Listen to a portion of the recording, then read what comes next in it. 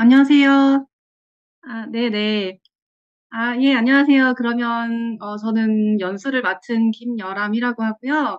예, 연수 진행 시작하도록 하겠습니다. 예, 줌으로 오랜만에 해서 또 이것도 또 떨리네요. 예. 저는 민사고에서 심리학 교사로 있었고요.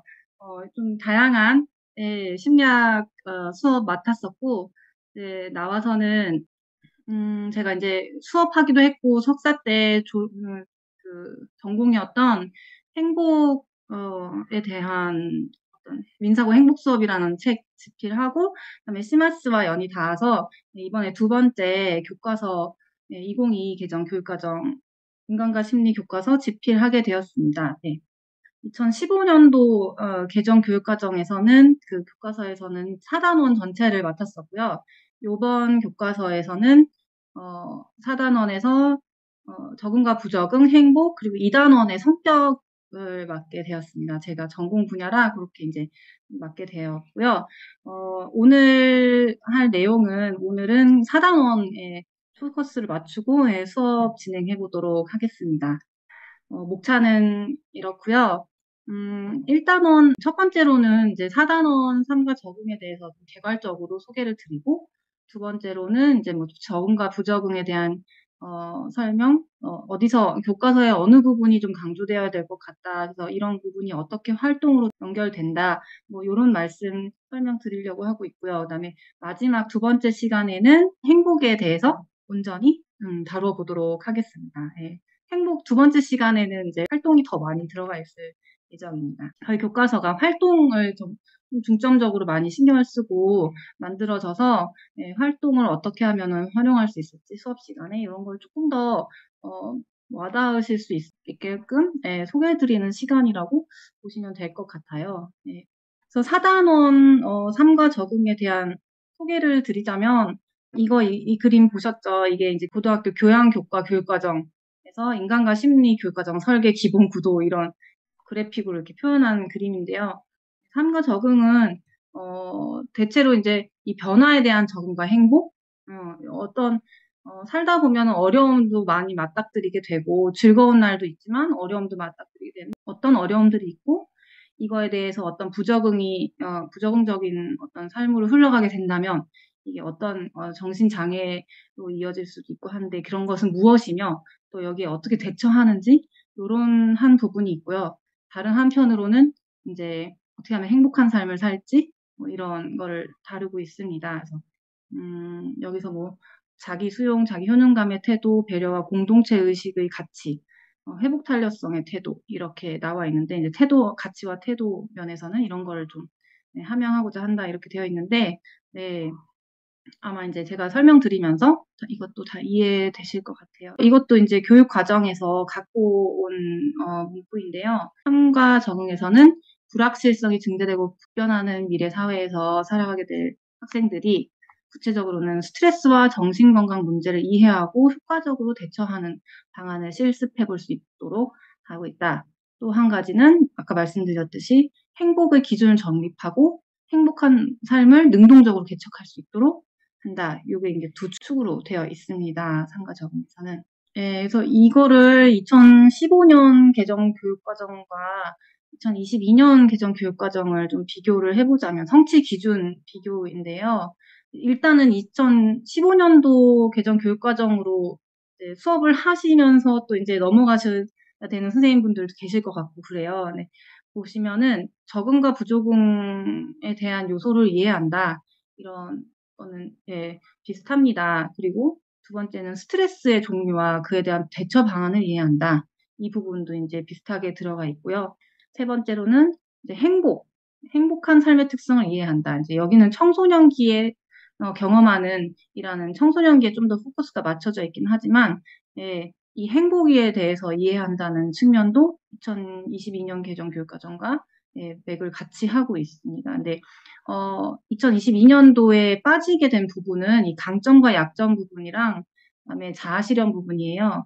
그래서 제가 느끼기에는 사실 굉장히 깔끔해졌다. 성취 기준이 딱 이제 정말 짚을 것만 딱딱 짚어놨구나라는 느낌을 굉장히 많이 받았어요.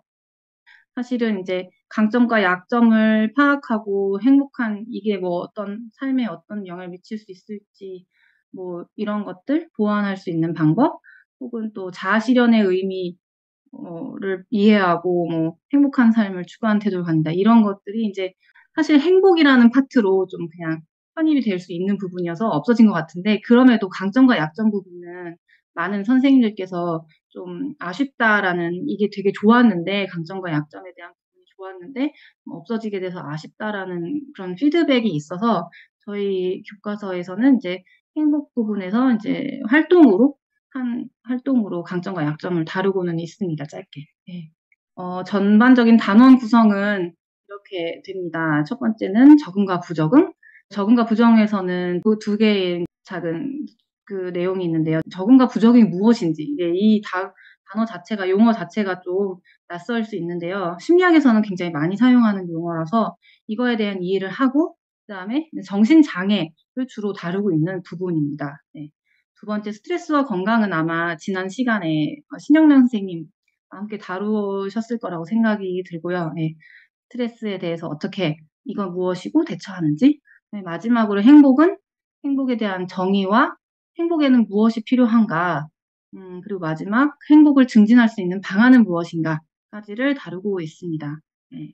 적응과 부적응에 대해서 조금 더 자세하게 이제 말씀을 드릴 텐데요.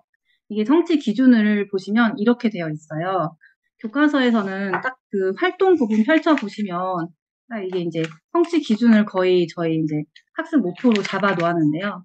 예. 적응과 부적응의 의미와 유형을 탐색하여 인간 적응의 역동성과 다양성을 이해하고 그다음에 궁극적으로는 이 단원의 목적이 무엇이냐 하면 정신장애에 대한 편견을 해소한다라는 건 것 같아요.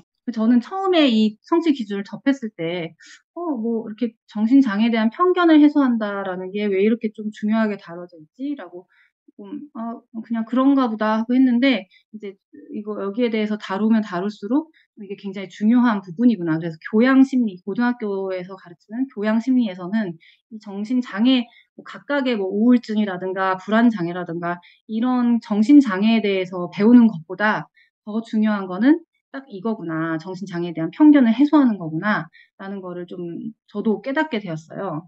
근데 인제 이 정신장애에 대한 편견을 해소하기 위해서는 무엇이 필요하느냐?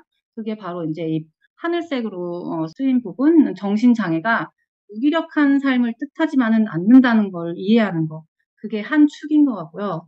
이제 두 번째 축은 정신장애가 정상과 비정상을 구분짓는 그런 구분은 아닌 것이다.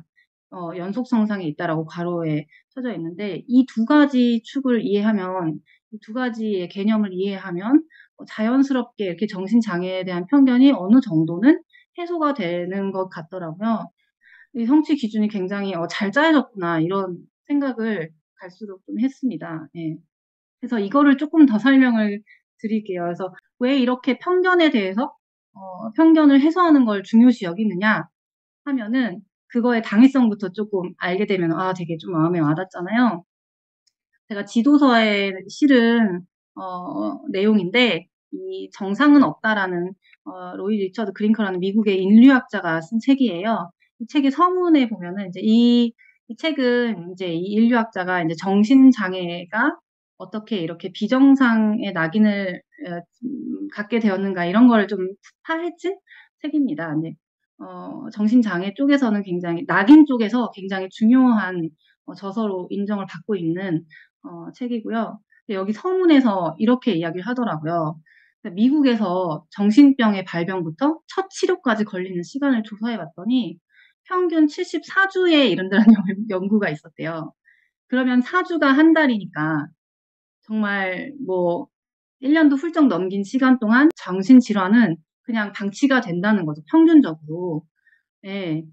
그러면 저희가 생각해 봤을 때 신체적 질병은 발견 후에 첫 치료를 받는 기간까지 생각해 보면 저희가 예를 들어서 뭐 발목이 삐었다? 이러면 바로 병원에 가잖아요. 74주를 기다리는 사람이 많지는 않잖아요. 예. 그래서 이거는 이 기간은 비교할 수 없이 긴 기간이고 그냥 말도 안 되는 기간이다.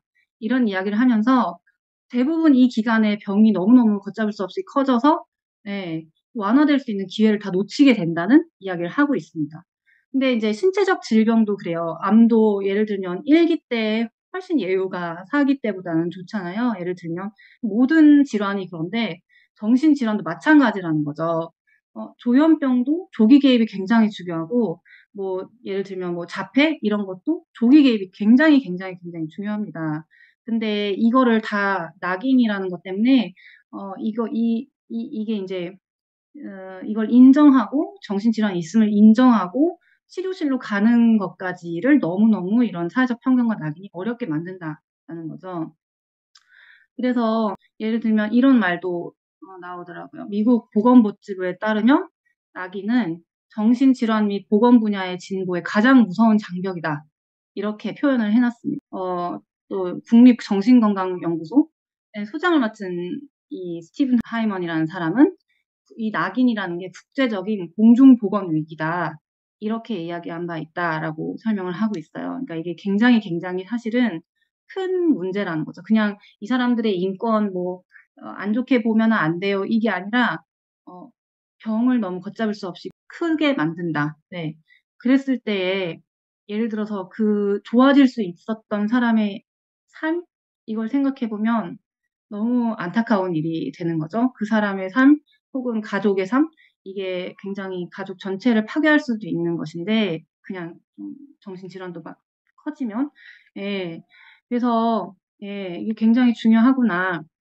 그래서 저희 교과서에서 첫 번째로 강조하고 있는 거는 이 부분이에요. 정신장애가 곧 무기력한 삶을 뜻하지 않음을 이해한다. 이 부분은 이제 이 엘린 삭스라는 적응 부적응의 판단 부분에 이제 들어가 있습니다. 요 내용을 공부하면서 아이들이 깨달을 수 있게 만들어 놓고 있거든요. 그러면서 이제 정신장애를 지니고도 예를 들면 꾸준한 치료와 노력으로 삶을 훌륭하게 이끌어 나가는 사람들 이런 예시를 좀 들어줘요. 예를 들면 굉장히 많겠지만 사실 좀 유명한 분들 위주로 보자면 이 엘린 삭스는 사실 막 일반적으로 유명하다기보다는 그래도 이 분야에 있어서 굉장히 그래도 저명한 학자이거든요. 학자면서 본인 자체가 조현병을 30여 년간 앓은 사람이죠. 예. 그러면서 굉장히 많은 일들을 겪었는데 정신병원에 수감도 되었다가 입원도 하셨다가 막 정신병원에서 이렇게 결박하고 뭐 이런 것들도 다 경험하시고 그랬다가 이제 지금은 예일대학교 로스쿨 출신인데 남캘리포니아 대학 이게 굉장히 명문 대학이라고 하더라고요. 거기서 법대 교수로 재직 중이고 또 뭐 결혼도 하셨고 친구 관계도 굉장히 좋고 이렇게 좀 그래도 본인은 이제 힘드셨겠지만 조현병으로 인해서 분명히 고통을 받았지만 삶을 훌륭하게 이끌어 나가고 있는 분이십니다. 그래서 이분이 이제 테드에서 연설도 하시고 이런 자서전, 통제할 수 없는 센터라는 자서전도 쓰셔가지고 이제 이 낙인에 좀 맞서고 계신 분이에요. 그래서 이런 사람들을 좀 소개를 시켜주면서 이분은 정신장애가 있지만 절대 무기력한 삶을 살고 계시지 않죠.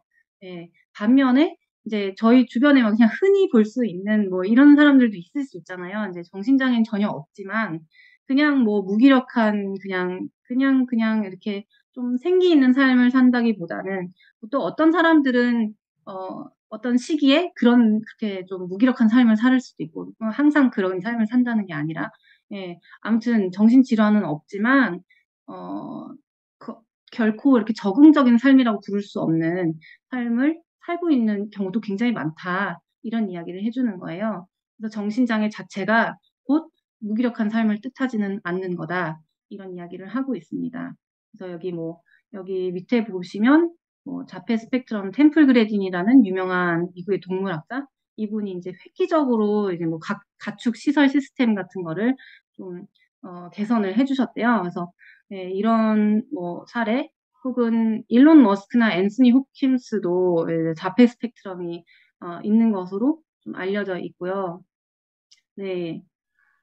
좀 경한 경우이긴 하지만요. 그다음에 또 우울증 같은 경우에는 마이클 펠프스 이런 분도 계시죠.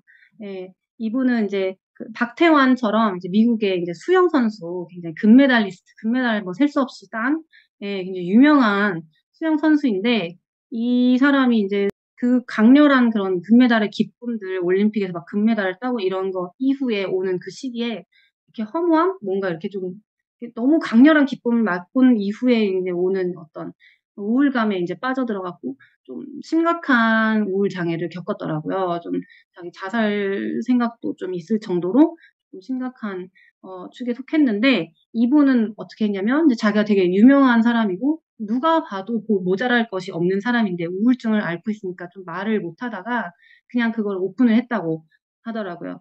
네, 미국에서 그 자기가 우울증을 겪고 있다. 는 이야기를 하면서부터 자기의 우울증이 너무너무 좋아졌고, 그래서, 이렇게까지 표현을 하셨어요. 자기가 금메달을 딴 것보다 내 우울증을 오픈한 게 내 삶에서 나한테 더 큰 힘을 주었다. 그러면서 여러분들도 이런 정신장애에 대해서 우리나라도 너무 마찬가지예요. 좀 쉬쉬하는 그런 분위기가 있잖아요. 요즘은 좀 달라졌지만, 예, 우울장애나 뭐 이런 거에 대해서는, 불안장애나 좀 이런 거에 대해서는 좀 달라지긴 했지만, 그래도 쉬쉬하는 분위기가 있는데, 예, 미국도 약간, 우울증 하면은 연약함의 어떤 상징? 뭐 약간 표시? 요런 걸로 이해를 해서 그런 기류가 있나 봐요. 그래서 자기처럼 그냥 오픈을 해라. 이런 캠페인도 열고 있고, 네, 굉장히, 어, 네, 활발하게 활동을 이쪽으로도 한 사람으로 꼽힙니다. 네. 이제 두 번째는 뭐냐면, 이제 정신장애에 대한 편견을 없애기 위한, 네, 두 번째 개념은 정신장애가 연속선상의 개념으로 이해되어야 한다는 점이에요. 네, 이거는 이제, 제가 이 활동을 통해서 이제, 이야기하고자 하는 바였어요. 나의 불안은 어느 정도일까? 심리학자 백이 개발한 불안 척도, 이게 백의 불안 척도인데요. 네, 스스로 이제 간편하게 해볼 수 있는 척도예요. 그래서 선생님들하고 같이 한번 지금 해볼까 합니다. 지금 실제로 이제 같이 이제, 여기 활동하는 시간을, 예, 가지려고 하는데, 이거 한번 21번까지 같이 한번 써보실까요? 지금 그냥? 저도 한번 같이 해보겠습니다. 예, 이게 때에 따라서도 또 다른 결과가 나오는 것 같아요. 2, 3분 정도 같이 해보실게요.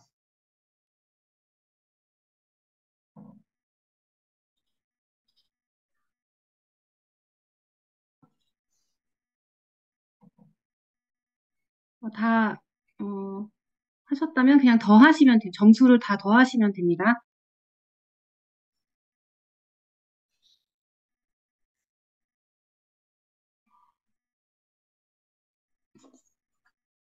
네.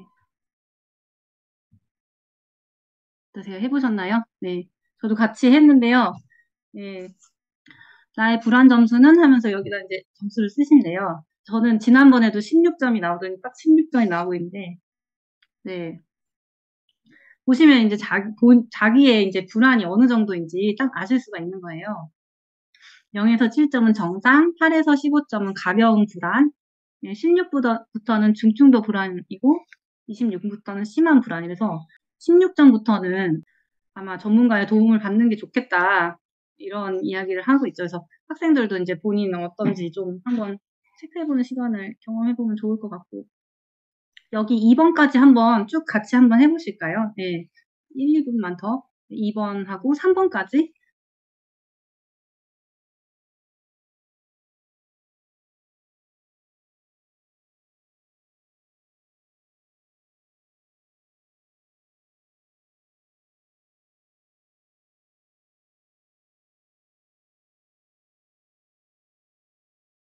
제 이야기를 말씀 먼저 드려보면, 뭐, 불안의 원인은, 무엇이라고 생각하나요? 사실 불안의 원인은 사실 따로 있긴 한데, 예를 들면 제가 이제 이 줌 수업을 하기 전에 이제 불안하잖아요. 막 심장이 뛰고. 그러면 이제 불안을 유발하는 상황을 극복하기 위해 어떤 노력을 했냐? 잠시 뭐 이렇게 명상을 좀 음악을 틀어놓고 하기도 하고 그랬다. 뭐 이렇게 쓸 수도 있고, 불안을 하기 위한, 해소하거나 극복하기 위한 자신의 시도가 효과적이었습니까? 아니면 더 나은 대처 방안이 무엇일지 한번 생각해보자. 뭐 저는 그냥 이 정도는 효과적이었을 것 같은데, 예를 들면 뭐 학생들 같은 경우에는 뭐 시험을 앞두고 뭐 자기가 시험이 불안했는데 그래서 방 청소를 하기 시작했다. 뭐 이렇게 되면 이제 효과적이진 않았구나. 뭐 이런 식으로 뭐 답변을 할 수도 있고 여러 가지 답변이 있겠죠. 선생님들 혹시 어떤 거 뭐 혹시 이제 나눠주실 분 채팅창으로 있으실까요?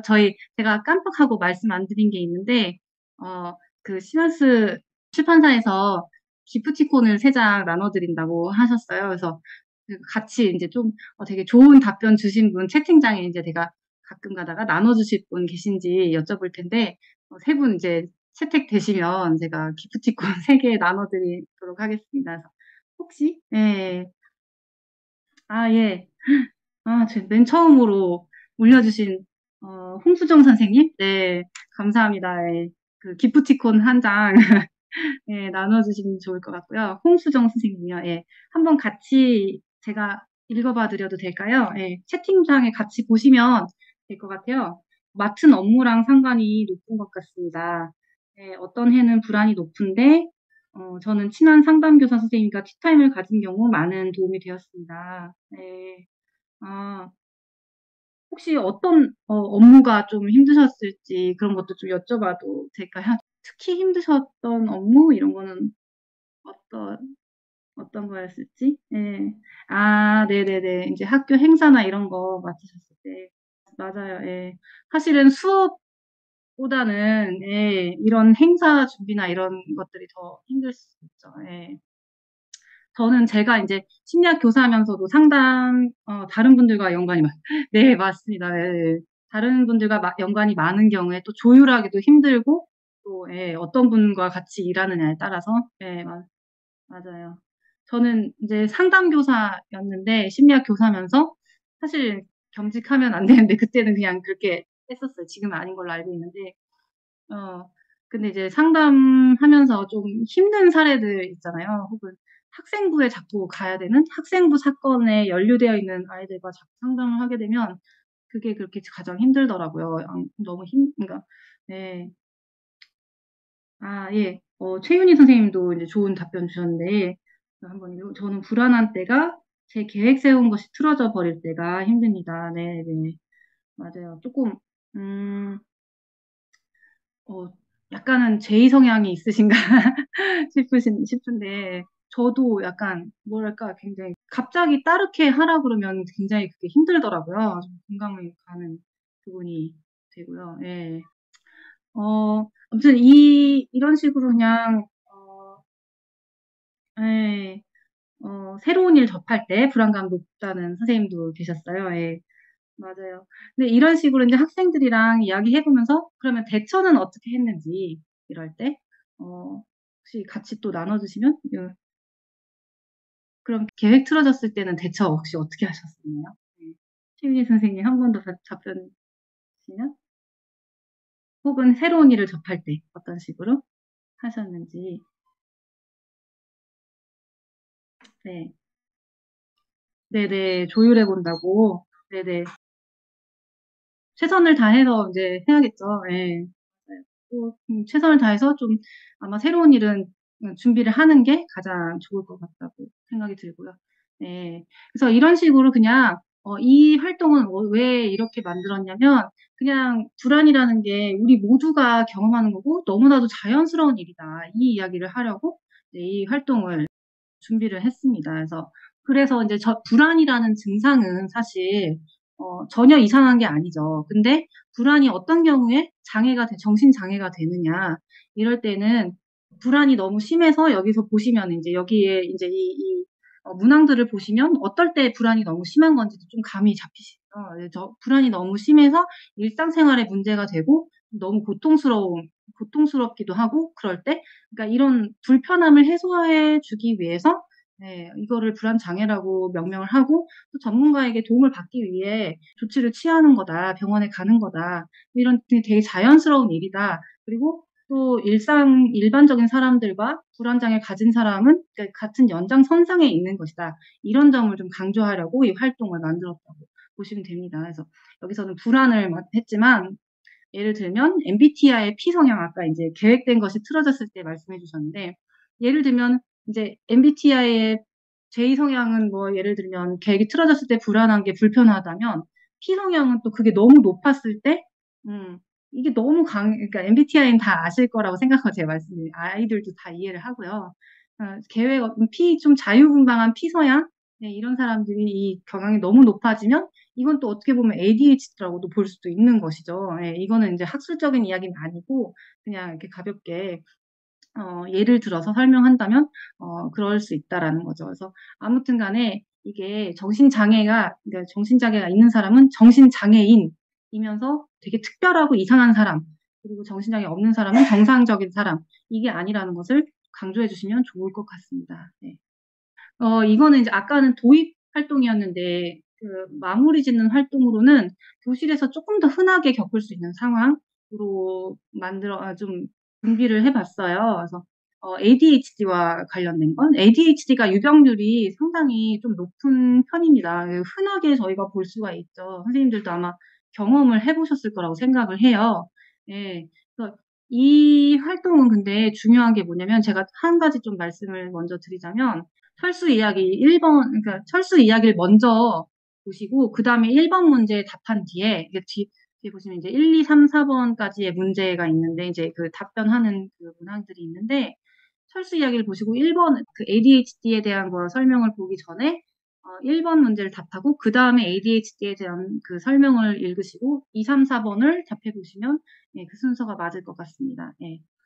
그래서 저희 같이 한번 읽어 볼까요? 예.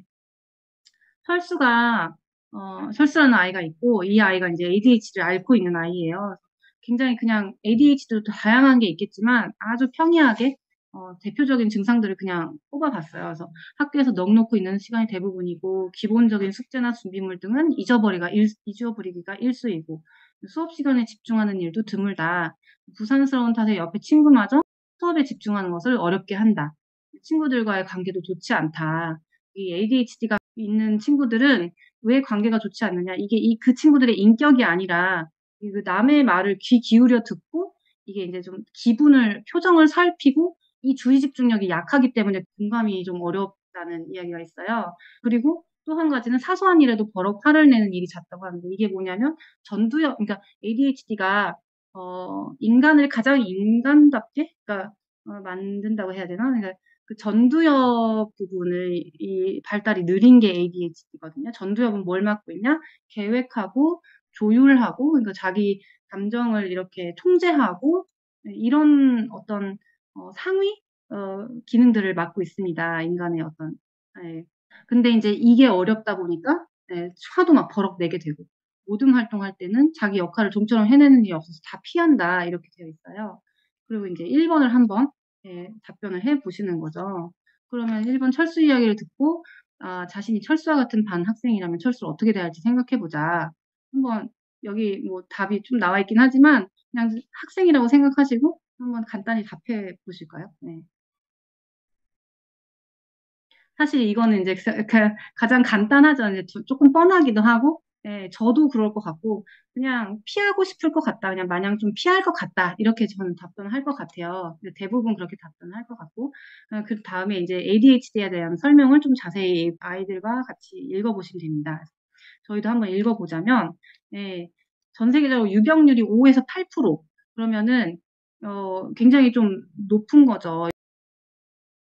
예, 10명 중 1명 정도 제가 숫자가 나오면 막 머리에 버퍼링이 생겨가지고, 예. 아무튼 굉장히 흔하게 좀 발견되는 질환이고요. 그러나 ADHD를 진단받은 인구 중에 치료를 받는 비율이 미국에서도 55%밖에 그치지 않는데요. 한국에서는 훨씬 더 낮은 17% 정도? 이것도 굉장히 안타까운 거죠. 예, ADHD도 어려서 한 5살, 그러니까 미취학 때부터 훈련과 어떤 약물 치료 병행하면은 많이 좋아진다고 커가면서 그리고 빨리 잡을 수가 있어요. 근데 이렇게 치료를 안 하고 있으면 이거는 잡히기가 힘들고 또 ADHD로 인해서 다른 동반되는 장애들이 있죠. 좀 반항 장애라든가 자꾸만 이게 삐뚤어져 왜냐면 자꾸 지적을 받다 보니까 반항 장애라든가 아니면은 그게 이제 공격성이 내부로 향해 버리면 우울감 뭐 이런 것들이 생길 수가 있기 때문에 예, 좀 걷잡을 수 없이 안 좋아지는 케이스들이 많다는 이야기입니다. 그래서 ADHD 청소년들이 겪을 수 있는 문제를 한번 보시면 자기 조절과 시간 관리의 어려움 있습니다. 그래서 핸드폰 아무튼 자기 조절이 잘 안 된다는 거.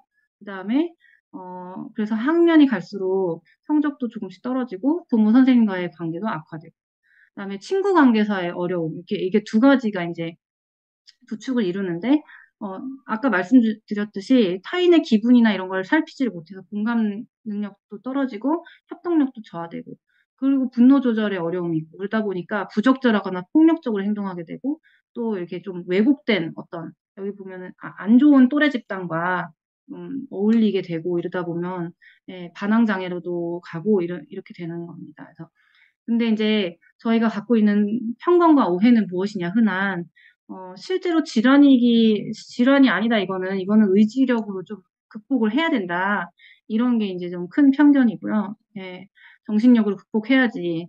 예, 이런 것들. 그다음에 부모의 ADHD는 부모의 잘못된 양육 방식이 원인이다. 이것도 큰 편견에 해당이 됩니다. 예. 그 다음에는 ADHD는 성인이 되면서 저절로 없어진다. 성인의 ADHD도 많고, 사실 예, 이것도 편견에 해당이 되고, 예, 다른 장애들이 같이 막 오게 되면 이제 더 극복하기 어려워지는 거죠. 마지막으로 약물 치료는 약에 대한 의존성을 키우며 불필요하다. 이게 너무너무 큰 오해예요. 그러니까 약물 치료가 의외로 좀 굉장히 효과적이고 중요합니다. 그리고 조현병에 있어서도 초기에 약물 치료가 들어가는 게 굉장히 중요하대요. 그러면 어느 정도 잡힐 수가 있는데, 그 시기를 놓쳐버리면 약물 치료도 해도 잘 안 잡히고 이렇게 되는 거죠. 네. 그래서 ADHD는 사실 약물 치료와 인지행동 치료로 적극적인 치료를 통해서 극복이 가능한 질환이다. 이거는 이 친구들의 인격이 아니라 이건 질환이고, 또 뭐 유명한 어떤 큰 업적을 남긴 뭐 모차르트, 아인슈타인 이런 사람들도 ADHD가 있었을 것으로 추정되고, 지금 뭐 예, 아무튼 그런 성공한 인물 중에 이걸 갖고 있는 사람도 많다. 어, 이런 걸 좀 설명을 해주면서, 그 오은영 박사님이 이제 그 금쪽이나 아니면 여러 가지 프로그램에 나오셨잖아요. 근데 그 중에 하나가 이제 성인의 ADHD를 가진 분이 이제 출연했던 그런 프로그램이 있었어요. 근데 그분도 약물 치료를 거부하고 치료를 완전 거부하고 있는 거예요. 내가 나 자신한테 지는 것 같다. 내 의지로 이거를 이겨내야 된다고 생각한다. 막 이런 이야기를 하신 거예요. 그 유명인께서. 네, 근데 오은영 박사님이 이러셨어요. 혹시, 아니, 만약에 고혈압이 있다고 치면, 그거를 나는 고혈압이 있는데 나는 의지력으로 난 이걸 극복하겠다, 이런 생각을 할 거냐? 그건 아니지 않느냐 하면서 이제 회유를 하셨던 그런 게 되게 인상적이었는데, 이것도 마찬가지라는 거죠. 네. 그래서 이제 2, 3, 4번 ADHD에 대해 살펴보기 전과 후 철수에 대한 자신의 생각과 태도가 변했으니까, 이것도 그냥 간단하게 예, 한 문장 정도로 예, 생각해 보시면 좋을 것 같고, 학생들과 함께. 예. 철수에게 가장 필요한 것은 무엇일까요? 철수와 함께 지내는 학급 친구들에게 필요한 것은 무엇일까요? 예. 해서 요것도 이제 학생들 나름대로 뭔가 할 수 있게, 그리고 마지막으로는 ADHD에 대한 편견이 불러올 수 있는 사회적 문제를 생각해보자 했을 때, 이거는 조금 뭐랄까 아이들에게 말씀해 주실 게 있다면, 예, ADHD에 대한 편견이 치료를 방해한다라는 거를 분명히 좀 마지막으로 언급을 해주시면서 이 단원을 마무리 지으면 될 것 같습니다. 혹시 저는 이 ADHD에 대해서 많은 선생님들께서 조금 아마 경험이 많으실 거라고 생각이 들어요. 그래서 혹시 어떤 경험담 같은 거 말씀해 주실 분 계시면 채팅창에 조금 올려주시면, 꼭 활동대로가 아니어도 혹시 ADHD에 대해서 좀 개인적인 경험이 있으시다면 좀 공유해 주시면 좋을 것 같은데요. 예, 뭐 어떤 학생이 있었는데 좋아진 사례도 좋고, 좀 어려웠던 사례도 좋고, 그냥 아무 사례나 좀 좋습니다. 그래서 이 ADHD는 또 선생님들께서 지도해 하실 때 또 어려움이 많을 거라고 생각이 들어서요. 예. 네. 네, 최윤희 선생님께서 상담을 해봤는데 정말 자리에 앉아있지 않는다. 네. 혹시 상담 선생님이신가요? 최윤희 선생님. 네. 아, 예. 그래서 아이를 컨트롤 하다 보니 다른 아이까지도, 아, 네네. 예, 상담 선생님이시네요. 예. 학교 수업도 하시고, 네, 고생 많으십니다. 네. 최윤희 선생님도 기프티콘 혹시 주실 수 있으면, 예, 하나 드리도록 하겠습니다. 예. 아니면 뭐, 예, 다른 선생님들도 혹시 경험 있으시면, 이게 자리에 앉아있지 않는다는 게 아무리 혼내고 이런다고 될 일이 아니잖아요. 예. 부모님과 함께 이렇게 좀 소통해갖고 아이를 좀 전문적인 도움을 얻게 하는 게 가장 중요한 것 같아요, ADHD. 네. 이하나 선생님께서도 좋은 말씀 해주셨는데요. 그러면은 최근 해외 연구에서는 ADHD 아이들이 창의력이 좋다고, 예, 맞아요. 저도 그 얘기 들은 것 같아요. 주변에 보면 다들 너무 예민하신 탓도 있는 것 같아요. 우리 어릴 때 반에 서너 명 있었던 개구쟁이 정도도 다 ADHD라고 보는 것 같아요. 맞아요. 예. 약간 이제 아주 심하지 않은데도 이제 ADHD로 이제 예, 진단받는 경우도 이제 최근에는 좀 더 많이 있겠죠. 예. 근데 이제 이렇게 최윤 선생님 지금 말씀해 주시는 게 다른 아이들께 폐를 끼치기도 하고 주변 친구들 너무 힘들게 하면 예, 이런 거는 정말 예, 꼭 예, 부모님이랑 같이 이렇게 좀 소통이 잘 되면 좋겠어요. 예, 좋을 텐데. 맞아요. 가장 문제는 누가 봐도 아이가 ADHD가 확실한데 부모가 인정 안 하고 방치하는 거예요. 근데 이게 또, 정말 그 굳어있는 그 편견과 낙인 때문에 더 이게 부모로서 인정하기가 어려운 것 같다. 예. 그래서 이제 사회적으로 좀 이런 편견을 많이 깨야겠다. 예. 그런 생각을 많이 합니다. 그래서 저는 교양 심리에서 이렇게 편견을 해소하는 걸 굉장히 중요시 여긴다는 거에 되게 인정을 납득이 갔고 그래서 교과서에서 보시면 정신장애 부분에서 저희가 우울증이라든가 우울장애라든가 불안장애, 뭐 개별 이런 강박증이라든가 그러니까 흔한 정신장애에 대해서 조금씩 설명을 해놓은 파트가 있어요. 그게 꽤 긴데 길기는 긴데 관심 있는 사람들이 많을 것 같아서 하긴 했지만 선생님들이 시간이 많이 부족하시잖아요. 심리학 수업하실 시간이. 그러면 그 부분은 수업으로 진행하시기보다는 그냥 아이들 보고 읽어보라고 하던가 아니면은 뭐 이렇게 다른 식으로 뭐 발표나 아니면은 뭐 이런 식으로 좀 빼셔도 될 것 같다. 수업 시간에 다루진 않으셔도 될 것 같다. 이런 생각입니다. 예. 물론 아이들이 관심 있어 하면 다루셔도 좋고요. 예. 지금 45분 되었는데 10분 쉬고 예, 나머지 행복 파트 이제 한번 해보도록 하겠습니다. 저희 정신건강 적응과 부적응 이렇게 마치고요. 예, 그래서 55분에 다시 연수 시작하도록 하겠습니다. 잘 쉬고 오셨나요? 네. 두 번째 시간은 이제 온전히 행복에 대해서 저희가 이제 진행을 하려고 합니다. 네. 행복이 이제 마지막 단원의 이제 4단원의 또 마지막 소단원이고 뭔가 이렇게 좀 유종의 미를 거두는 그런 느낌으로 좀 되게 네, 행복이란 무엇인가 또 자신의 행복 그걸 이해함으로써 뭐 행복관을 정립하고 그다음에 개인과 사회 차원에서 행복을 증진하는 그런 것들이 무엇인가 행복의 조건은 무엇인가 또 어떻게 하면 행복할 수 있을까 행복을 좀 실천할 수 있는 방안 뭐 이런 거를 이제 다루고 있습니다. 그래서 네, 성취 기준은 이렇게 되고요. 행복의 의미를 탐구함으로써 행복관을 정립하고 개인과 사회의 행복 증진 방안을 모색하고 실천한다. 이렇게 되어 있고요. 네. 저는 이제 행복에 있어서 행복 관련해서 처음 시작할 때 그 사실 행복 부분뿐만 아니라 선생님들께서 이제 막 그 교양 과목이 아이들이 이제 좀 일부러 막 자려고 들어오는 아이들도 있고 주의를 집중시키기가 흥미를 유발하기가 굉장히 어렵잖아요. 네. 그랬을 때 어떻게 하면은 처음에 흥미를 유발하면서 수업을 시작할 수 있을까, 수업을 좀 구상할 수 있을까 했을 때 저는 OX 퀴즈가 심리학에서는 굉장히 좋은 그 툴인 도구인 것 같아요. 그래서 첫 번째 시간에 혹시 이제 기억나실까 모르겠는데 첫 번째 시간에 심리학에 대한 이해 부분에서 첫 그 활동이 OX 퀴즈예요.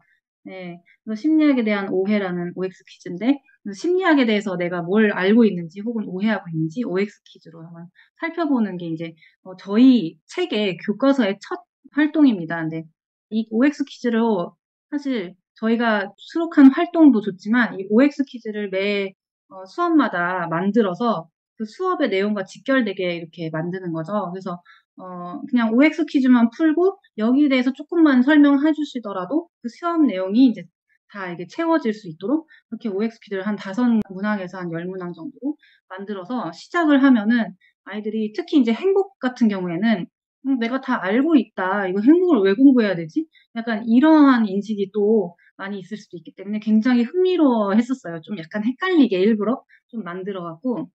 네. 그래서 저희도 한번 OX 퀴즈를 한번 풀어보려고 합니다. 네. 선생님들 한번 종이 옆에 이제 있으시면 뭐 OX 한번 답변해 보시면 좋을 것 같아요. 나중에 이제 다 하고 답 확인하는 시간 갖겠습니다. 그래서 제가 한번 하나씩 읽어 드릴게요.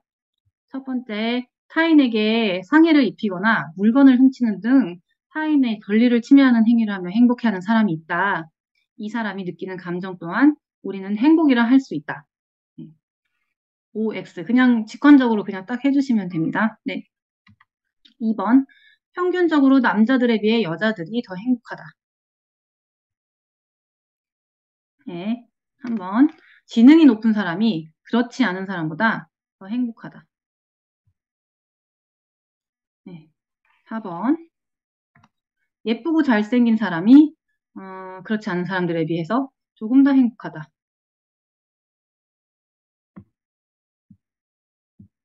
5번 소득 수준이 행복에 미치는 영향은 소득이 낮을 때보다 높을 때 더 크다.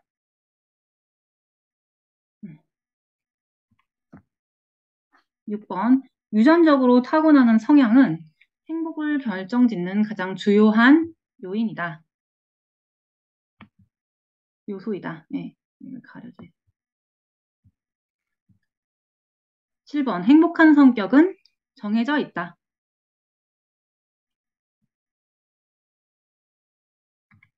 8번 평균적으로 한국인들은 호주인들보다 더 행복하다. 9번 행복은 즐거움을 얼마나 강렬하게 느끼는가에 달려있다.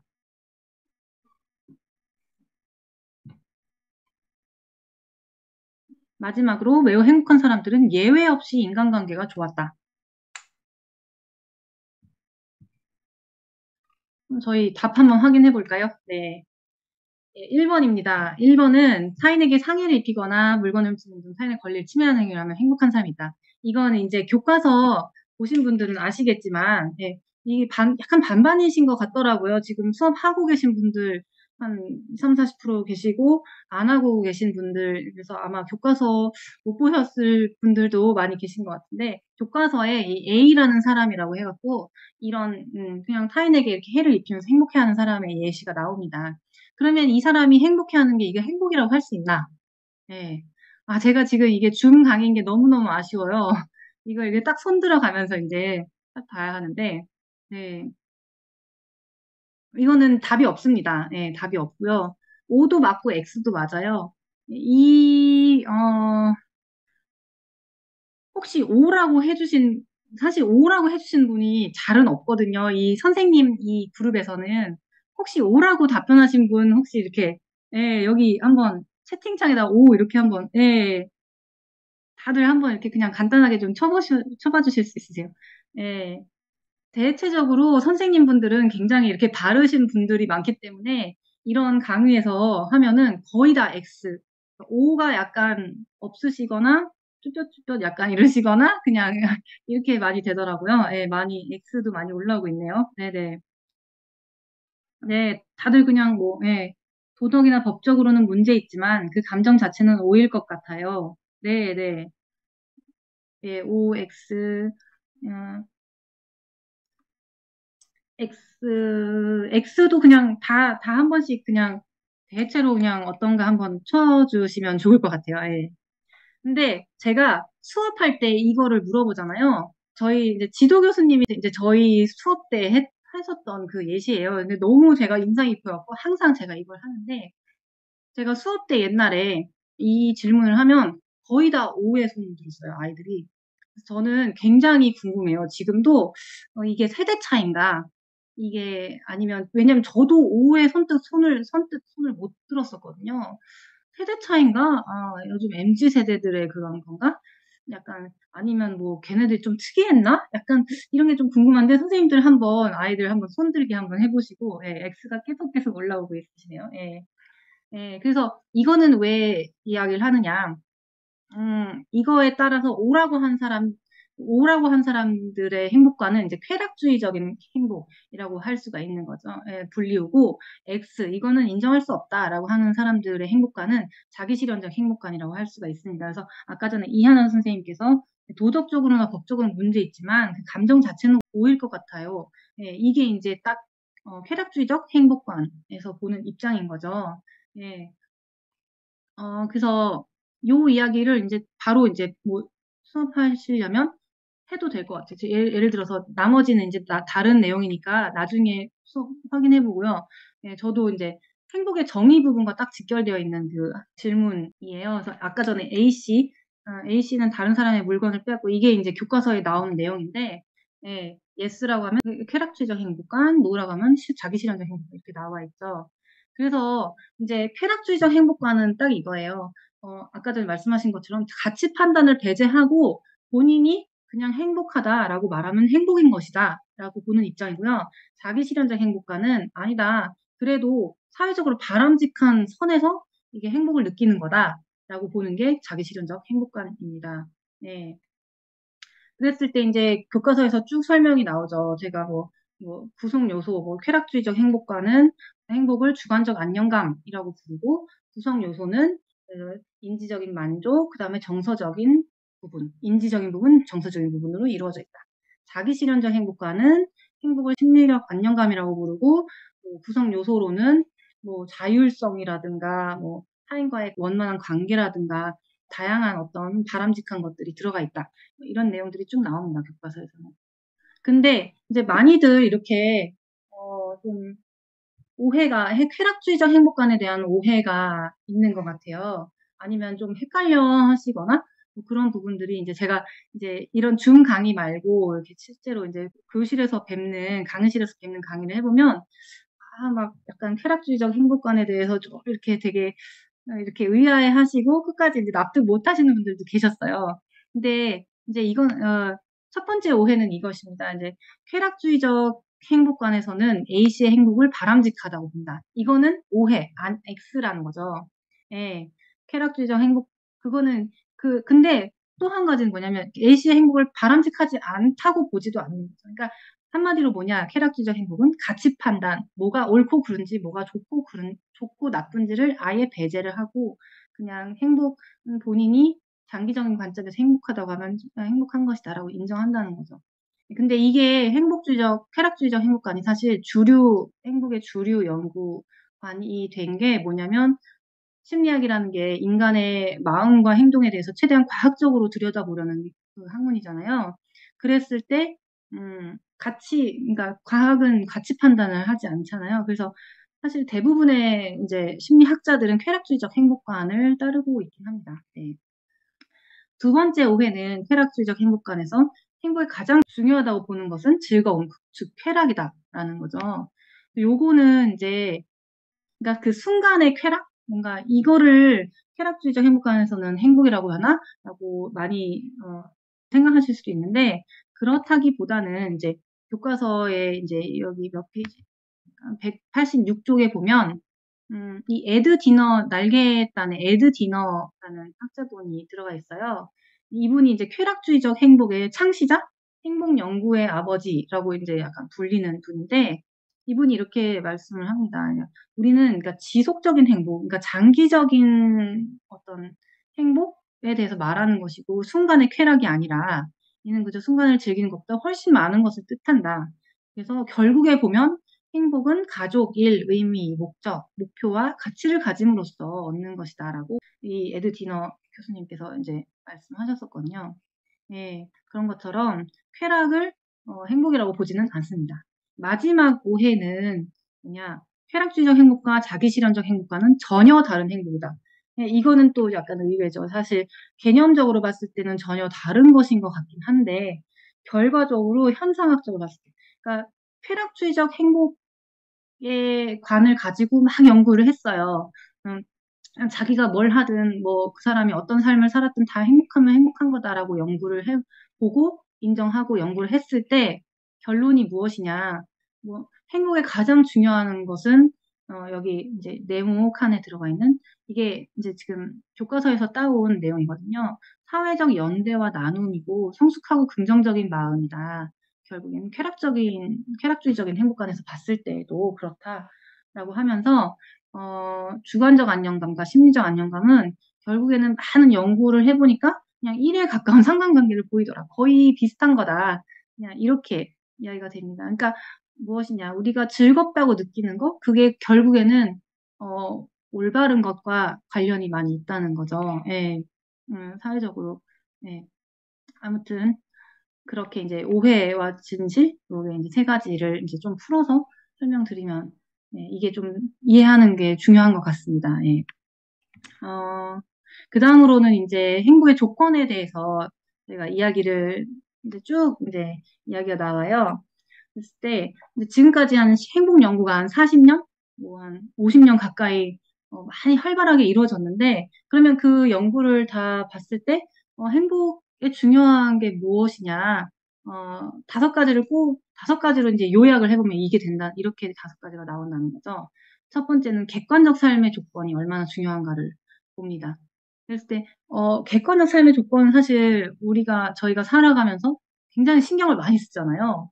그 소득 수준, 경제력이라든가, 또, 뭐, 나이나 성별은 바꿀 수는 없지만, 젊었을 때가 행복할 것 같다, 뭐 아니면 은퇴 후의 삶이 내 행복일 것 같다, 뭐 이렇게 생각하실 수도 있고, 어떤 사람들은. 또, 남자가 더 행복하다, 여자가 더 행복하다, 이렇게 생각할 수도 있고, 요즘 좀 젊은 층들에서 이게 좀 사회적인 문제로까지 이어졌잖아요. 성별 다툼 약간.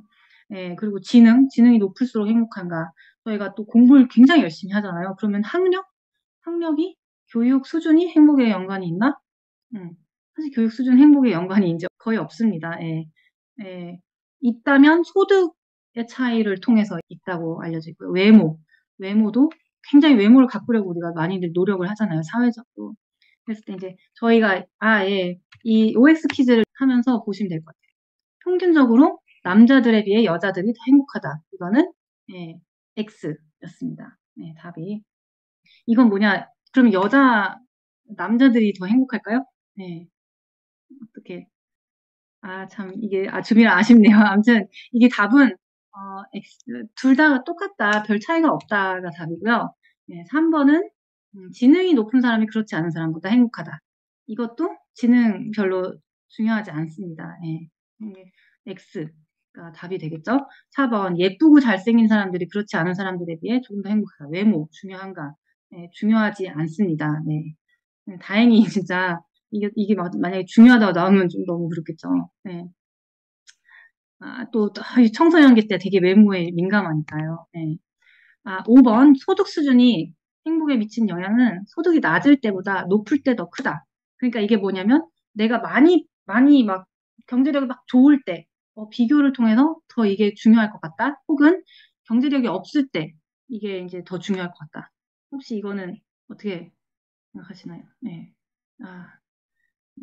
혹시 뭐 좀 채팅창에 그때그때 뭐 쓰고 싶으신 말씀 있으시면 아무렇게나 써주셔도 좋을 것 같아요. 네, 소득에 대해서 돈과 행복 이게 굉장히 사실 큰 화두잖아요. 우리 사람들 다 이렇게 돈을 쫓고 막 이러는데, 네. 근데 이거는 답은 뭐냐면 일단은 소득이 낮을 때 예, 그 경제력이 행복에 미친 영향이 굉장히 큽니다. 근데 어느 정도 잘 살기 시작하면 많이 벌기 시작하면 그렇게 큰 그러니까 영향력이 점점 줄어든다. 이렇게 알고 계시면 될 것 같아요. 그게 이제 교과서에 다 수록되어 있는 내용들이죠. 6번. 유전적으로 타고나는 성향은 행복에 결정짓는 가장 주요한 요소이다. 이건 뭘까요? 네. OX 그냥 막 쳐주시면 좋을 것 같아요. 네. 이거는, 5가 정답입니다. 그러니까 사실 이제 객관적인 요소는 행복에 얼만큼 영향을 미치냐 10에서 한 15% 정도로 알려져 있어요. 예. 그 중에서 객관적인 요소 중에서 가장 중요한 건 소득 수준 정도? 예. 이고, 하지만 이제 유전적으로 타고나는 성향은 한 50% 정도를 결정짓는다고 되어 있습니다, 행복에. 예. 막 이런 이야기 하면은 아이들이 막, 이거, 옛날에 이제 저는 긍정심리학이라는 수업에서 행복을 거의 한 학기 동안 이제 수업을 했었는데, 그러면 이거는 부정심리학이다. 이거 제목 바꾸셔라. 막 수업 제목 바꿔야 된다. 이러고 아이들이 좀 안 좋아했거든요. 예. 근데 이렇게 설명하실 수도 있을 것 같아요. 50%가 그렇게, 조금 타고나는 성향이 중요하다면 나머지 50%, 키로 따지면 뭐, 160이 뭐 평균적으로 160이라고 하면 80 정도는 왔다 갔다 할 수도 있는 거 아니냐. 그럼 굉장히 크죠. 또 생각해보면. 예. 그리고 7번, 행복한 성격은 정해져 있다. 이거는 어느 정도 5가 맞습니다. 예. 유전적인 성향이 중요하다. 이게 곧 성격으로 연결이 되는데요. 성격이 이제 타고나는 성격에 따라서 행복 수준이 조금 많이 결정이 된다. 이런 뜻으로 이해를 하시면 될 것 같아요. 예. 이것도 5고요. 8번. 평균적으로 한국인들은 호주인보다 더 행복하다. 이건 뭐냐? 예, X가 답이겠죠. 이거는 약간 딱 봐도 좀 느낌이 오시죠. 예, 문화나 혹은 그 환경이 굉장히 중요하구나. 이걸 알 수 있는 대목이고요. 네. 9번. 행복은 즐거움을 얼마나 강렬하게 느끼는가에 달려있다. 이거는, 어떨까요? X가 정답입니다. 네. 이게 강렬하게를 제가 이제 이렇게 볼드 처리를 해놨는데, 이게 뭘로 바뀌어야 되냐면, 이게 5가 되려면, 얼마나 자주, 그러니까 빈번하게 느끼는가에 달려있다. 작은 행복이어도 자주자주 느끼는 게 행복에 더 직결되어 있다. 이런 이야기를, 할 수가 있을 것 같아요. 이 이야기는 사실 교과서에 있는 내용은 아니고요. 이걸 왜 여기 넣었냐면, 이게 자주 느끼는 행복이 중요하기 때문에 우리가 할 수 있는 것들이 있다. 하면서 이런 나중에 이따가 행복 활동을 해보실 텐데 이런 감사하기라든가 용서하기 이런 것들을 자주자주 하는 게 행복에 도움이 많이 된다. 이런 얘기를 하려고 넣어두었습니다. 네. 그리고 마지막으로 매우 행복한 사람은 예외 없이 인간관계가 좋았다.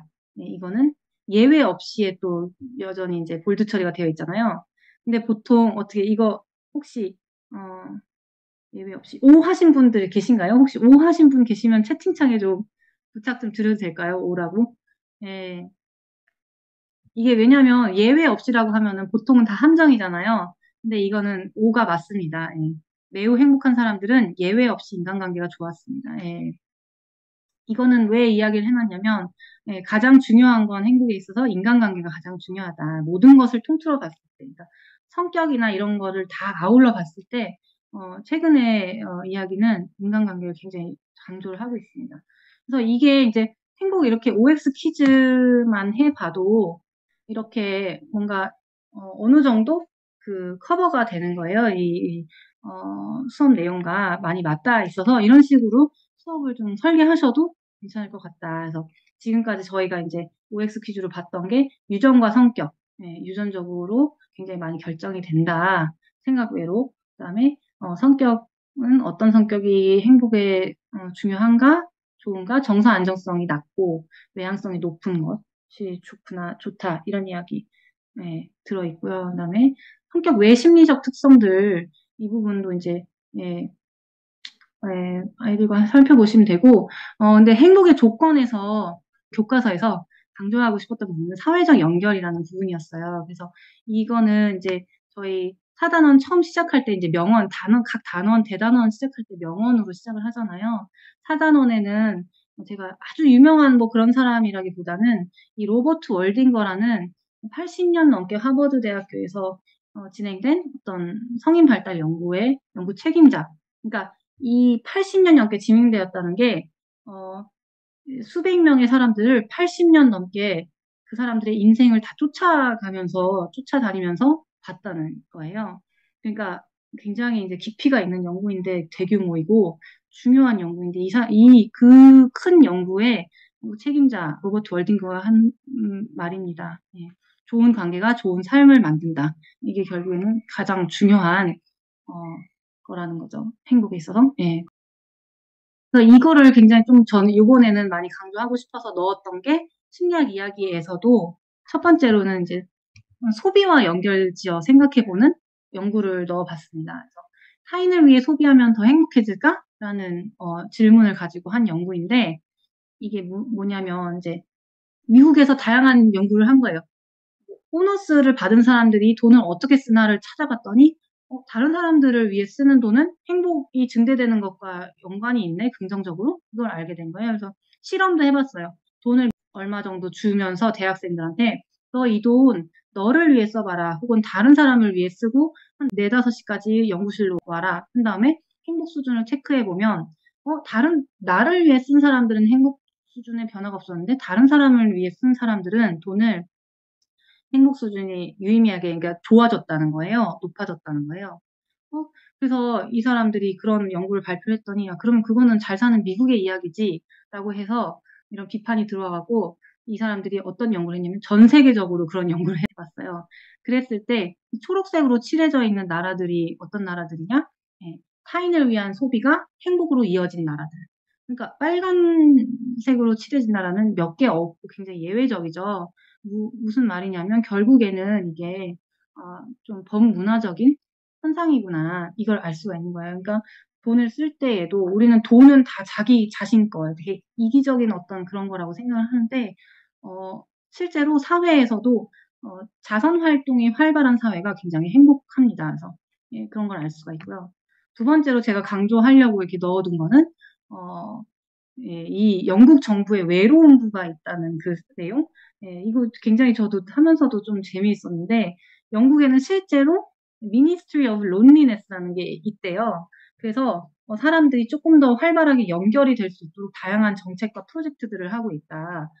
라고 되어 있어요. 그래서 이런 거 이렇게 인간관계를 돈독하게 해주는 게 사회적 대응이 가능하고 또 필요한 거구나. 이거에 대한 좀 이해를 돕기 위해서 이런 영국 정부의 외로움부가 있다는 이런 거를 좀 넣어봤습니다. 이게 굉장히 이게 정말 화두예요. 행복에 있어서 가장 중요한 거는 타인을 돌보고 타인과 나누는 그런 거구나. 라는 게 이제 매해 이렇게 교과서 보신 분들은 아실 거예요. 매해 왜 유엔에서 행복 보고서가 발간이 되잖아요. 2012년부터 여기서 올해에는 딱 아예 주제가 2025년에는 아예 주제가 이렇게 되어 있어요. 첫 문장이 보고서의 첫 문장이 올해 보고서에서는 타인을 돌보고 타인과 나누는 것의 영향력에 대해 집중하였다.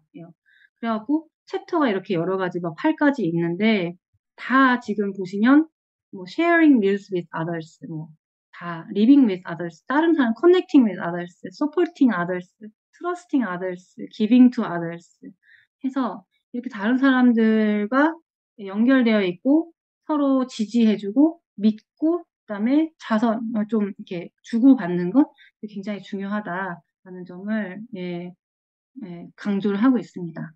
그래서 활동 부분으로 들어갈 텐데요. 이제 어떤 활동을로 OX 퀴즈도 좋지만 저희가 이제 첫 활동으로 이제 넣어놓은 거 도입 활동을 넣어놓은 거는 행복 점수 계산하기예요.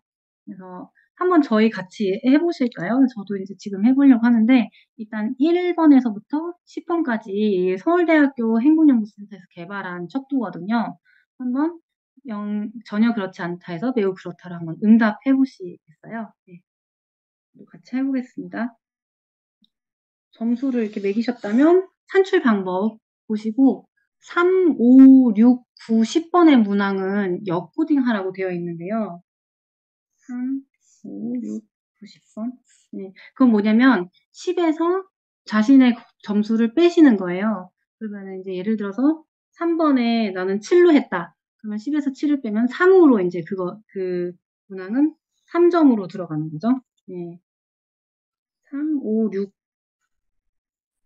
9, 10번 역코딩한 후에 전체 응답의 평균을 내시면 됩니다. 네. 네, 행복 점수가 딱 나오시죠? 네.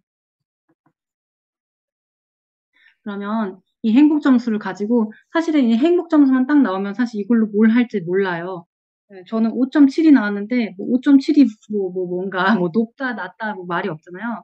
근데 이제 2번에 보시면 그래프가 하나 있죠. 이게 뭐냐면 2023년도에 대한민국 행복지도라는 책에 나온 전 국민을 대상으로 이 동일한 문항을 많은 사람들이 참여했을 때 나온 결과예요. 이게 이제 어떻게 이런 게 나오느냐? 이게 서울대학교 행복연구센터에서 척도를 개발해서 카카오에서 가치라는 서비스가 있어요. 거기에서 이제 마음 날씨라는 서비스가 있는데 거기에 그냥 딱 오픈을 해놓은 거예요. 그래서 굉장히 많은 사람들이 이 문항에 이제 답변을 하고 참여를 한 거예요. 그러면 행복 점수를 비교해 볼 수 있는 자료인 거죠. 제가 이제 5.7에 너무 5점 몇이 나왔는데 저는 여성이고 40대 뭐니까 그러면 예. 그래도 제가 높은 편이네요. 5.7인데. 예. 이런 식으로 비교를 해볼 수가 있는 거죠. 예.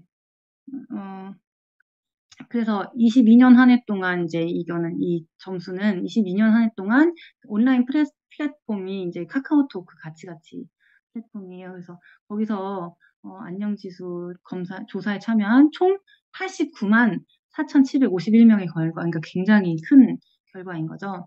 여기서 나의 점수를 이제 다른 사람들과 비교해 볼 수 있는 거예요. 그래서 같은 성별 이제 학생들이니까 10대의 점수와 비교했을 때 나의 행복 점수가 평균보다 높은지 낮은지 살펴보고 그 이유를 생각해 봅시다 하면은 나는 보통 수준이다 뭐 이렇게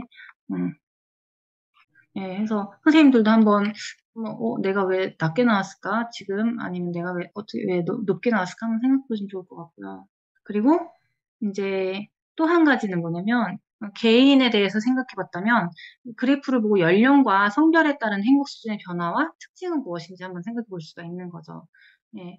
그랬을 때 이제 보면은 U자형의 형태가 나오잖아요. 이게 대부분의 어떤 선진국, 좀 잘 사는 나라에서는 이렇게 연령이 높아질수록 가면 U자형의 그래프가 나온다고 합니다. 예. 왜냐면 3, 40대에는 막 가정도 꾸려 나가야 되고, 경제 활동도 활발히 해야 되고, 일도 많고 하니까, 예. 그렇다고 아마도 추측을 하고 있는데요. 이 활동을 하는 이유는 뭐냐면,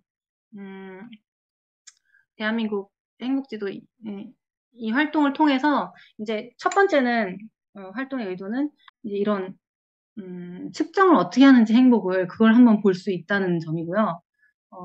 그 다음에 두 번째 활동 의도는 뭐냐면 이렇게 대규모로 이제 행복이 조사가 돼서 국민들의 행복 수준에 대해서 조사를 해서 어떤 대책을 세우고 이런 방안을 모색하는 시도들이 있구나. 요걸 알기 위해서 요 활동을 넣었습니다. 그래서 아까 전에 UN 행복 보고서도 이거는 전 세계적으로 그러는 거죠. 전 세계적인 행복 동향을 조사를 해서 매년 한 3월이 되면은 대한민국 행복 전 세계 몇이냐 행복 수준이 한 50위 정도 보통은 됩니다. 그래서 행복 수준 50위 이렇게 이런 거를 알려주고 있죠. 근데 한국에서는 서울대학교 행복연구센터에서 매년 이렇게 대한민국 행복지도라는 책을 발간을 하고 있습니다. 그래서 이게 이제 2020년도부터 이렇게 쭉 2025년까지 이제 발간이 되었어요. 그리고 각각의 주제는 이런 식이었어요. 2020년도 그때의 어떤 화두에 대해서 2020년 첫 번째 그 책은 당신 지금 얼마나 행복한가요? 이런 거에 대한 내용을 담았고 21년도에는 코로나19가 굉장히 우리 사회에서 큰 이슈였잖아요. 그래서 이 심리적 파장 우리는 어땠나 코로나 22년에는 2년차 한국의 행복 어떤가 그다음에 23년에는 불안정한 사회가 행복에 어떤 영향을 주는가에 대해서 살펴보고 있고 24년 우리 마음도 회복이 되었을까 이런 주제를 가지고 매년 아무튼 대한민국의 행복 수준을 조사가 되고 있습니다. 예. 아니면 예를 들면 또 사회 과목에서도 이런 거 살펴보실지 모르겠어요. 좀 도움이 될 만한 어떤 흥미로운 사이트가 있다면 이거는 2015년도 개정 교육과정에는 들어갔던 내용인데 2022년 개정 교육과정에서 빠진 내용이거든요. OECD에서도 그 삶의 질을 매해 본인 그 회원국가 OECD 회원국에 대해서 이제 이렇게 조사를 하고 있습니다. 그래서 이게 꽃이 통통할수록 다방면으로 뭐 이렇게 주거나 소득도 그렇고 뭐 다방면으로 되게 좋다라는 뜻이고 우리나라는 약간 좀 불균형한 꽃이죠. 이제 굉장히 왜소한 것도 있고 특히 문제는 뭐냐면 커뮤니티가 좀 약하다는 거. 그러니까 행복의 가장 중요한 어떤 사회적 연결이 굉장히 약하다. 우리나라는 그런 걸 알 수가 있습니다. 네. 행복 단원의 이제 탐구 활동, 마무리하는 활동은 강점 찾아보기 활동으로 구성을 했어요. 왜냐면 아까 전에 말씀드렸듯이 2022 개정 교육과정에서는 빠진 내용이지만 너무 아쉽다는 그 의견이 있어서 이게 학생들이 하기가 되게 좋았다는 의견이 있어서 예, 넣었고요. 이제 강점 같은 경우에는 무엇이냐 이렇게 다양한 문화에서 사람들이 가질 수 있는 미덕과 강점을 이렇게 조사를 한 거예요, 심리학자들이. 그랬을 때 나의 핵심 강점은 무엇인지를 생각해 보는 거예요. 네.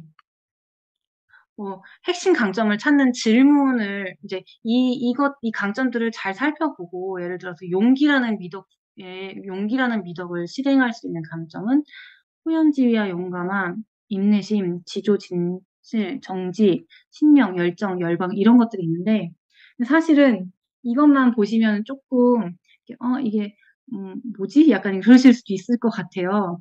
그래서 이제 지도서를 참고하셔도 좋고요. 그다음에 책을 참고하신다면 긍정심리학이라고 마틴 셀리그만의 긍정심리학이라는 이 책을 보시면 이제 강점에 대해서 좀 확실하게 아실 수 있을 것 같아요. 더 이제 예, 자세하게 나와 있어요. 그리고 이제 혹시라도 약식 검사, 강점 검사를 원하시면 그것도 이 책에는 수록이 되어 있거든요. 그래서 이 책 참고하시면 좋을 것 같고, 그래서 뭐 여기서는 검사라기보다는 그냥 강점을 발휘할 때 나답다는 자신감이 생긴다. 이런 강점을 찾는 질문들을 통해서 내 강점이 뭘지 유추해보는 그런 활동을 수록을 하였습니다. 네.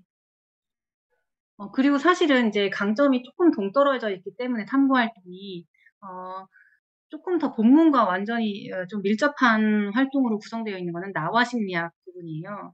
그래서 개인적 차원의 나와 심리학은 행복 증진 방안 두 가지를 골라봅시다 해서 그중 하나를 좋은 인간관계를 함양하는 방법으로 선택하세요라고 되어 있는데 네, 혹시라도 이제 저는 사실 이 강의를 다 수업을 하고 계신 분들을 기준으로 해갖고 조금 설명이 부족할 수도 있을 것 같아요. 소단원의 마지막 내용이 뭐냐면 이제 개인으로서 혹은 사회적 차원에서 행복 증진 방안이 무엇이 있을까를 쭉 설명을 이제 뭐랄까 여러 가지를 좀 나열했다고 할까요? 이제 좀 소개를 하고 있거든요. 그러면 그 중에서 그런 행복 증진 방안 중에서 나와 잘 맞는 것을 하나씩 선택을 해서 예, 한번 일주일 동안 실천해보자. 이게 이제 나와 심리학 내용인데요. 예. 이거를 이렇게 약식으로 해도 좋고, 저는 이제 남은 시간 동안에, 뭘 진행을 하고 싶으냐면요. 예, 하려고 하냐면, 이 감사하기, 이런 개인적 차원의 행복 증진 활동을 조금 실질적으로 어떻게 할 수 있는지 소개를 시켜드리려고 합니다. 예. 여기서 교과서에서는 그냥 쭉 이렇게 설명이 되어 있거든요. 뭐 감사하기, 어떻게 하는지, 음미하기, 몰입하기, 비교하지 않기 이런 식으로 짧게 짧게 설명이 되어 있는데 지금 이 시간에 저희가 한 6, 7가지 시간이 되는 한에 한번 같이 행복 증진 활동을 해보면 좋을 것 같아요. 예. 개인적 차원에서 할 수 있는 행복 증진 방안들을 구체적으로 이런 식의 활동으로 할 수 있다라는 예시를 이제 조금 경험해 보실 수 있을 것 같아요. 저는 이 활동들은 예, 이 행복의 정석이라는 이 책을 바탕으로 구성을 했고요. 이 책에 활동들이 다 나와 있어요. 그래서 이것도 참고하실 만한 책이고 저는 이제 긍정심리학이라는 그걸 한 학기 동안 행복에 대해서 수업을 진행했었으니까 이 활동들은 어떤 식으로 활용을 했었냐면 근데 사실은 심리학 수업뿐만 아니라 담임 선생님 하실 때도 이런 활동 아이들이 따라준다면 하셔도 좋을 것 같아요. 예. 근데 손바닥만한 노트를 좀 준비를 하라고 아이들한테 한 다음에 숙제를 내주는 거예요. 이제 숙제가 뭐냐면 이 감사하기 활동을 해보는 거예요. 저는 이제 감사하기에 대해서 설명하기 전에 다음 시간까지의 숙제는 이거다. 내 삶에서 감사한 일 5가지 적어보기.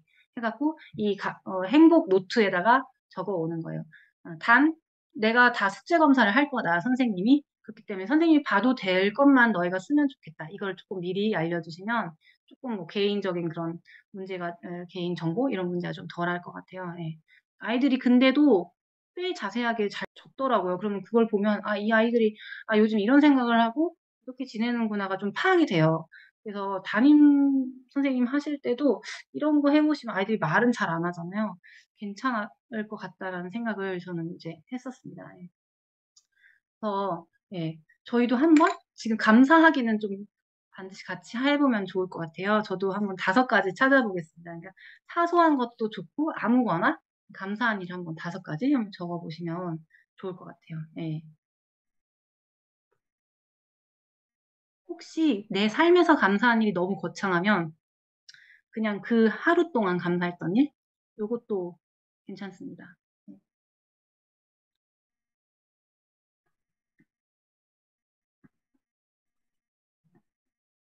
예.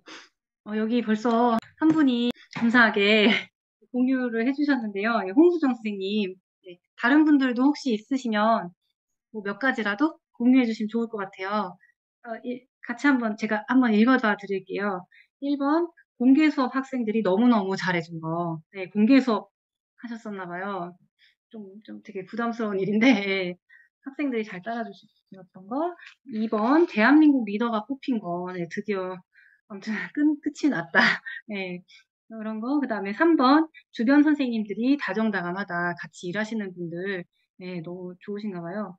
4번, 오늘 날씨 너무 좋았어요. 저도 되게, 갑자기 딱 그 생각이 나는 거예요. 못 쓰지, 이러고 있는데, 딱 날씨 보고서는 되게 공감이 됐습니다.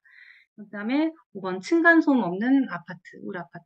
예, 좋습니다. 혹시 또 아무거나 공유해 주실 분? 저는 뭐 딱 처음에 뭐 생각나는 게 사실 이제 가족이 있다는 것 그 자체가 되게 행복하다라고 감사하다라고 느껴지고, 그다음에 두 번째는 오늘 있는 일인데 이제 사실은 저희 남편이 일찍 와서 제가 이제 리허설부터 이제 좀 여유롭게 밥도 먹고 하면서 시작하려고 했는데 뭐 갑자기 막 지금 2시간을 늦게 온 거예요. 혹시 아까 전에 삑삑삑삑 소리가 들리셨을 것 같은데 아무튼 근데 바로 옆집이 시댁이어서 감사하다. 아이들 옆집에 보내고 이제 이거 할 수 있었습니다. 그래서 아무튼 그 다음에 뭐 네, 날씨 이야기 해주셔서 그리고 큰 둘째가 다 즐거워하면서 지금 뭐 다 잘 다닌다. 어린이집 뭐 이런 센터 치료 같은 스케줄 다 되게 재밌어한다. 그다음에 큰아이가 둘째를 예뻐한다. 뭐 이 정도 썼습니다. 네.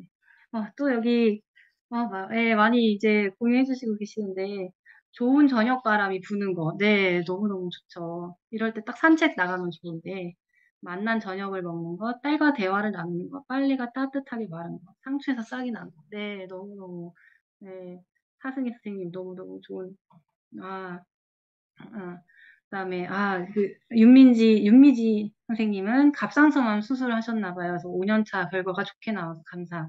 네, 너무 감사하네요. 그다음에 네, 시간 강사이지만 일을 시작할 수 있으셔서 그다음에 가족과 함께하는 시간들.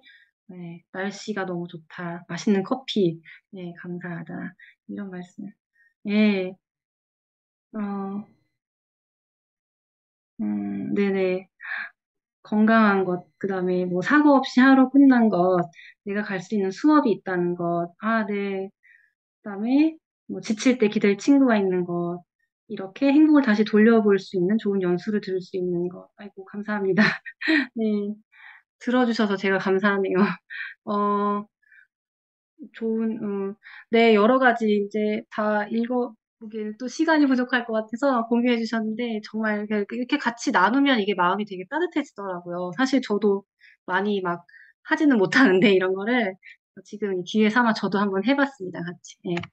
예, 근데 이게 감사하기가, 되게 그냥 좋구나, 이렇게 넘어갈 수도 있지만, 이런 게, 어, 되게, 그러니까 심리학적으로 보면은 또 다 연구가 되어 있어요. 그래서 감사한 일을 일주일에 한 번 총 10주간 적으라고 지시했을 때, 어, 다른 어떤 일들을 막 했던 사람들보다 더 행복해져 있었는데, 사람들이 대체로 중요한 건 뭐냐면, 뭐 이러면서 그 결과를 보면 뭐 두통이나 기침 같은 신체 증상을 덜 느끼고 운동도 더 많이 했다.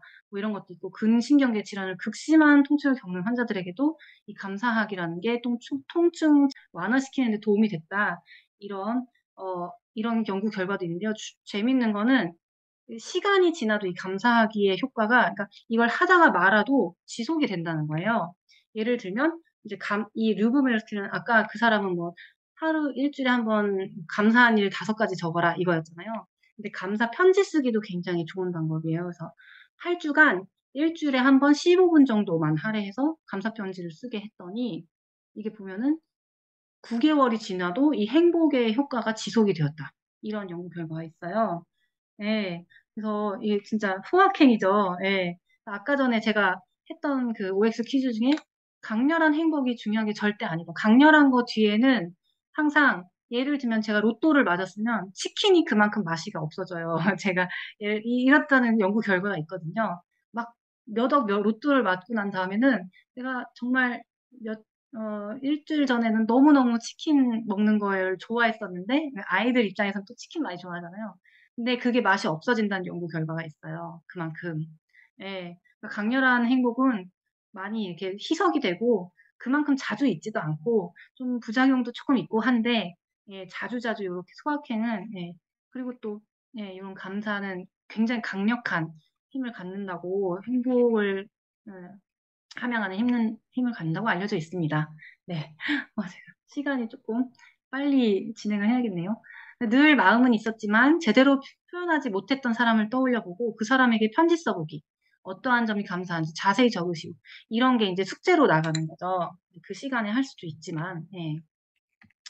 용서하기 한번 보겠습니다. 용서하기.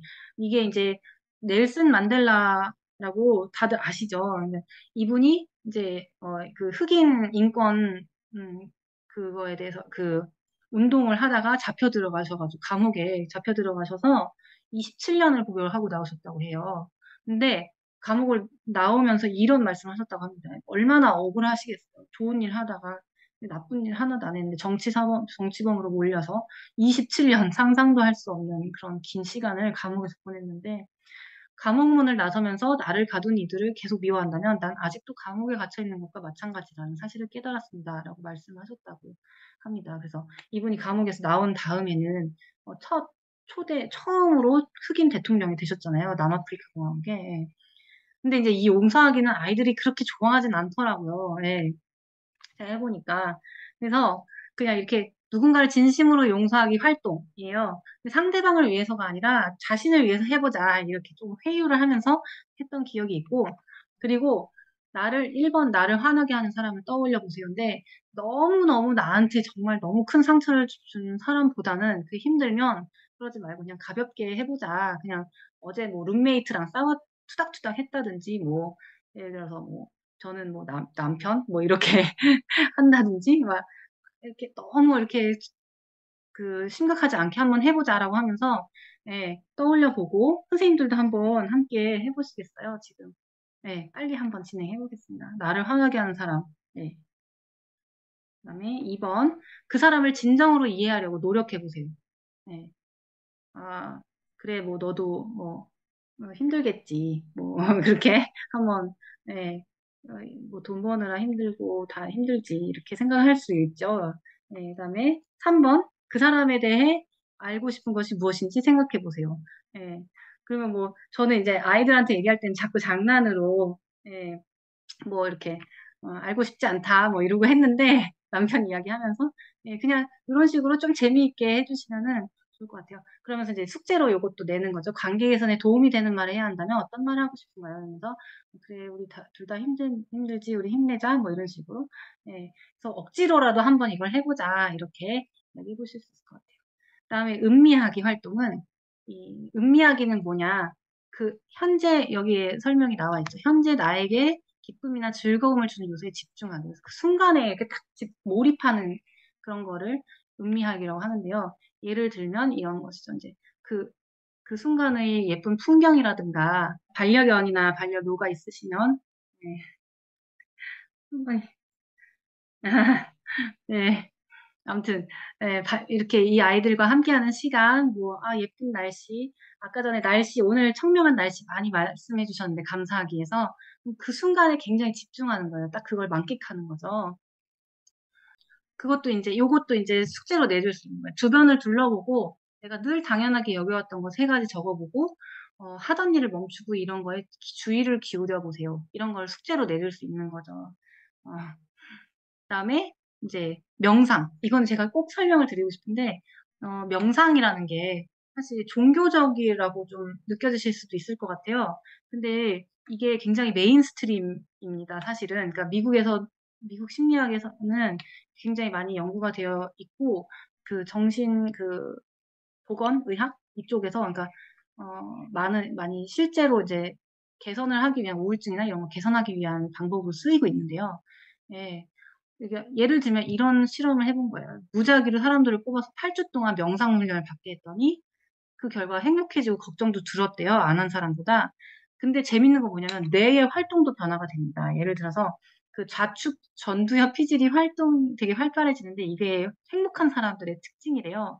근데 명상을 하면 이게 굉장히 활발해진다는 거죠.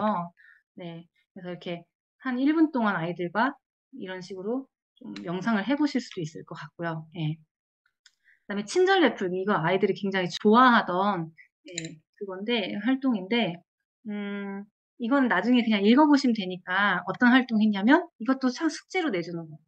일주일에 5개씩 선행 실천해보기. 5개. 다음 주까지 오기 전까지 5개의 다양한 친절을 실천하고 와라. 그거를 또 어떤 친절을 베풀었는지 많이 또 이런 거죠. 적어 와라. 혼자 이제 어떤 친구에게 뒤에서 오는 사람에게 문을 열어줬다 등등 굉장히 사소한 것도 괜찮다. 네, 이렇게 해서 시켜보는 것도 좋고요. 네. 목표 추구하기 이거는 좀 시간이 모자라네요. 네. 목표 추구하기는 현재 중요한 목표나 최근 삶에서 중요했던 목표를 떠올려보고 가장 중요하고 의미 있는 목표를 적어와라 해요.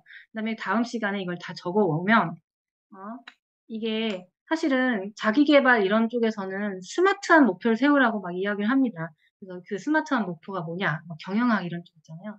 스페시픽, 구체적이고 측정 가능하고 성취 가능하고 현실적이고 시간이 정해져 있는 이런 걸 해야 목표가 성취가 된다.